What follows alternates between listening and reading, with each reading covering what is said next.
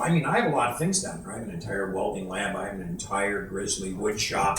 I have everything I need to run an entire city. Okay, I've got 300 solar panels and, power supplies and 50,000 gallons of roof water storage and 14 miles of fence and 40 acres of drip irrigation. Okay, I'm ready to farm, feed myself, protect myself. As a responsible person with growing concerns for your privacy and personal liberty, you want to know where we're headed and what you can do about it. We ask the experts what you need to do to take prudent and responsible action to safeguard your family's wealth and well-being, and what basic first steps will help you to be aware and prepared. ReluctantPreppers.com. Welcome back, Reluctant Preppers. Today we have with us a medical doctor who's worked both inside and outside the system. He's become an expert on off-grid survival. He worked for over 13 years with the U.S. FDA approving drugs and getting them to market until he became such a whistleblower there that he was blacklisted, left that relationship, formed his own private practice, and as he said, stepped away from the green machine, the insurance industry, and instead became a cash-only business. He took the leap of faith that by providing direct services to individuals, people, and families who are concerned about their wellness rather than about following the system's protocols, they could help them in more ways. He calls himself an integrative physician. He'll tell us more about that. Even more remarkable, he became an expert in off-grid survival and health and wellness. He founded and is the head of a mission in Haiti, which has built a compound capable of supporting over 20 host families, as well as hundreds of people in the surrounding community of thousands. He'll tell us more about his off-grid medical survival skills and help us to keep our families well and safe no matter what may come our way. The name of our off-grid wellness and survival expert is Dr. J. Nielsen, MD. I had the privilege of interviewing him live and in person. We'll now join that interview in progress, starting out with Dr. Nielsen introducing himself, his practice, and leading us into what we need to do to prepare for our family's wellness in any situation that comes our way. I'm a family physician who has specialized in wellness medicine now for 20 years. I do integrative medicine using both traditional and alternative techniques. I do a lot of specialization in avoiding joint replacement surgery and spine surgery by using natural remedies that work very well. And this particular subject of talking about readiness and preparedness is near and dear to my heart because I've been working in Haiti now for 13 years doing exactly that. I have my own hidey hole where I plan to go if things fall apart. And I've spent much money and many 54 trips now to Haiti. I mean, I have a lot of things down there. I have an entire welding lab. I have an entire grizzly wood shop. I have everything I need to run an entire city. Okay, I've got 300 solar panels and, power supplies and 50,000 gallons of roof water storage and 14 miles of fence and 40 acres of drip irrigation. Okay, I'm ready to farm, feed myself, protect myself, but it's more important that you not huddle. It's more important that you be productive. I'm not down there just to make sure that I survive if things fall apart. I want that whole community of 2,000 Haitians that are my friends that live around me to benefit from the Americans I brought to live there. Otherwise, they're going to be jealous. I need them employed. I need them fed because they're my security. You can't get to me in the Savanette because you have to come down a road and walk past 60 of my employees, and I'm going to know you're in the Savanette before you know you're in the Savanette. From your learnings that you've done and the help that you've offered folks in Haiti, what examples come to mind as the most essential supplies the ordinary family should really have and be equipped to use if there were to be some kind of natural disaster or some kind of emergency where they really didn't have access to the usual support system that they have here? Well, think about that project logically, and the answer is what are your life-threatening risks, okay? And the first one is infection, okay? So you want to have something, what if your 10-year-old daughter gets pneumonia and the healthcare system goes down for 2 weeks? You need an antibiotic. You're in trouble if you don't have an antibiotic. I have some alternatives to that, but Generally, an antibiotic would be number one. Doxycycline, good broad spectrum, affordable, effective, rarely anybody allergic to it. Good thing to stockpile. Then you have your viral infections. Oh, they're tougher. Okay, we don't have much down that path in the opinion of traditional medicine. In fact, we have 5 wonderful tools. Okay, we have olive leaf powder, very effective at stopping viruses. I can stop any cold in a day with 4 capsules of olive leaf 4 times a day. I would take it during anything, including Ebola.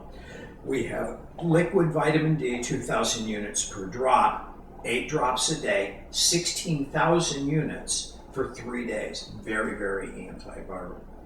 We have colloidal silver, an entire discussion all in itself. There's clear colloidal silver, which is toxic, and there's the colloidal silver that's smoky colored, which is actually atomic silver. Very, very effective and a good antiviral product. Okay, and then we have some known herbal therapies other than olive leaf that we can find that improve the immune system. Moringa, the miracle tree, very cheap to buy a pound bag of that and keep it in inventory. And then Artemisia annua animed, which is the plant I'm growing in Haiti to treat multiply drug-resistant malaria. It has been used in clinical trials and doubles the survival of HIV used with moringa. So there are a lot of tools out there that are antiviral. The pharmacologist from Germany who developed Artemisia as an herbal therapy for malaria just sent a worldwide alert out that we need to be planting moringa and Artemisia all over the world, getting ready for Ebola because we have no therapies. And of course they won't listen to him. But he's absolutely right. We could knock the mortality in half. How can an ordinary family who might want to do what you just said obtain a supply of seeds or plantings or whatever? Moringa is a tree that only grows tropically, so you will usually end up buying moringa from a missionary. Many missions like mine are growing moringa for commercial product, and type moringa powder in the internet, you'll find many, many sellers. And it keeps, it's easy to find. The Artemisia, you only really have 2 choices. One thing that you can do is go up on Animed's website and pay for 5,000 seeds, which is 4,990 more seeds than you need, and grow your own plants, and next year you'll have it, okay? The other thing you can do is every year Dick Bosdorf Nursery on 25 sells it like any other garden plant. And he sold 300 of them last year, and I have patients who went out and put 5 of them in their backyard, watered them with Miracle Grow, and harvested them this fall and have a supply, and it will keep a long time. The second thing that you go, what's a big risk when you can't get to health care, is the all of wound management. What if you get a large wound, a large abrasion, an open laceration, and a compound fracture with open skin? You would like to be able to keep that skin medicated until you can get to care, okay?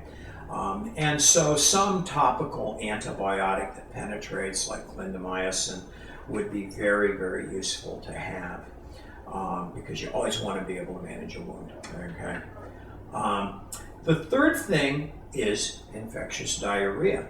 Okay, and so if you get vomiting and diarrhea and have access to no medication and IVs, you'd be dead in 48 hours.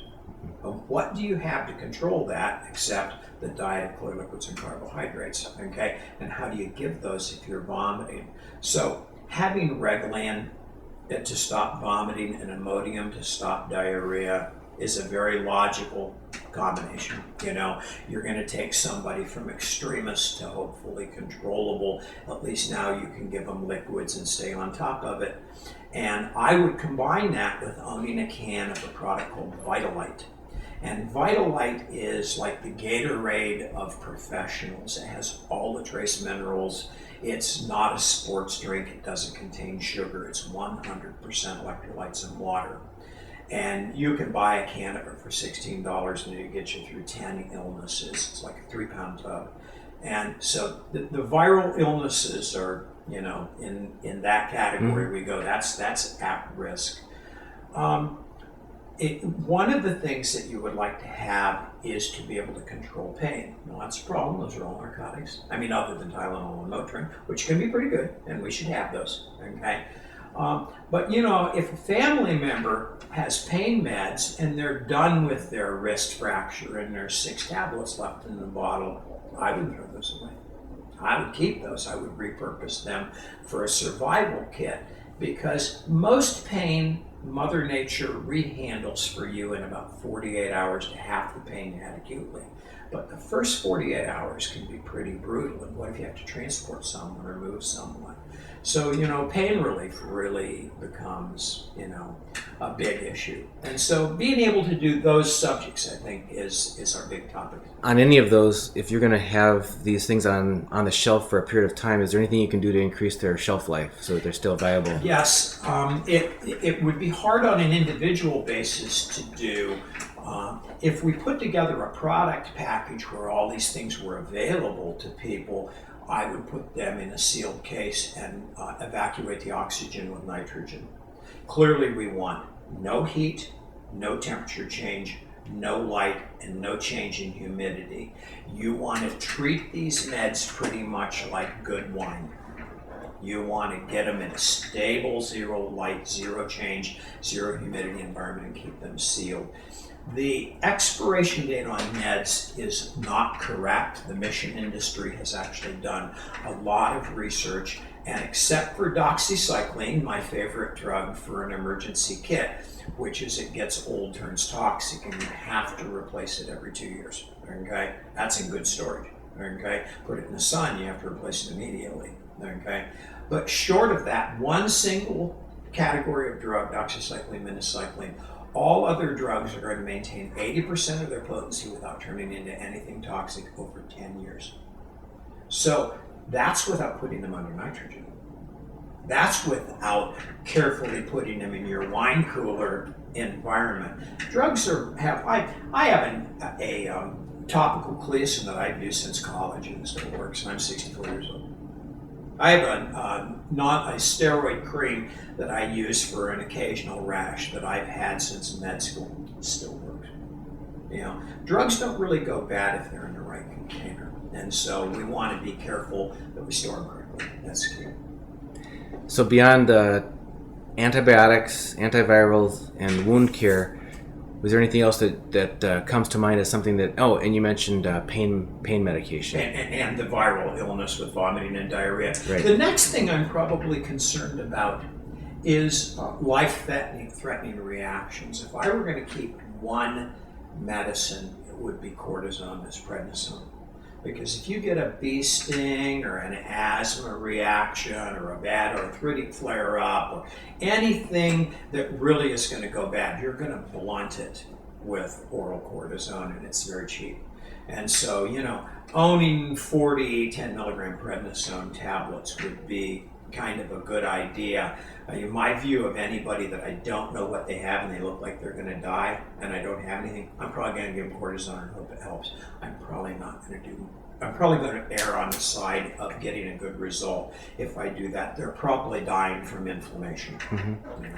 And also you had mentioned earlier in our discussion before we started about antihistamines. Oh, absolutely. Benadryl, again, along with, before you go to the cortisone, obviously, antihistamines are a sleeping pill, okay? And also would cover that severe reaction. Another one would be, our next thing we're worried about is our airway, okay? We just, we're watching this new virus go through America, and these kids that have asthma are in real trouble, okay? And so, having a single Combivent or Proventil inhaler, better yet, a nebulizer if you've got power, and the solution that works even better, would be a wonderful way to manage any airway problems and be able to stabilize them.